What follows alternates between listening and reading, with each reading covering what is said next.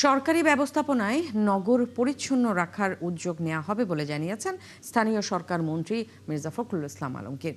সকালে ঢাকা উত্তর সিটি কর্পোরেশনের উদ্যোগে আয়োজিত সেমিনারে তিনি বলেন, প্রধানমন্ত্রী চান এমন একটি ব্যবস্থা যেখানে শহর পরিষ্কার রাখতে নগরবাসী উদ্যোগী হবে। সরকার একা নয়, এজন্য সিটি কর্পোরেশনের সব পর্যায়ে এক হয়ে কাজ করতে হবে। বিএনপি মহাসচিব বলেন, নতুন করে দেশ গড়ার স্বপ্ন দেখছেন প্রধানমন্ত্রী। সেই পরিকল্পনা ও চিন্তাকে এগিয়ে নেয়ার আহ্বান জানান তিনি। বুড়িগঙ্গা ও তুরাগ নদী রক্ষায় প্রধানমন্ত্রীর সাথে আলোচনা চলছে বলেও জানান মির্জা ফখরুল। একটা গ্রামে অনেক সময় গিয়ে দেখবেন যে খুব সুন্দর একটা বাড়ি, চমৎকার বাগান, ফুলের বাগান, এবং তারপরে পেছনে ফলের বাগান। আমি 1971 সালে যুদ্ধের সময় কুচবিহারে গিয়েছিলাম। কুচবিহারে গিয়ে দেখে আমি অভিভূত হয়ে গেলাম যে প্রত্যেকটা বাড়ির সামনে একটা ফুলের বাগান। কুচবিহারের মহারাজা নিয়ম করে দিয়েছিলেন যে যে বাড়ি করবে তাকেই বাড়ির সামনে ফুলের বাগান করতে হবে। শহরটা এমনিতেই সুন্দর হয়ে গেছে।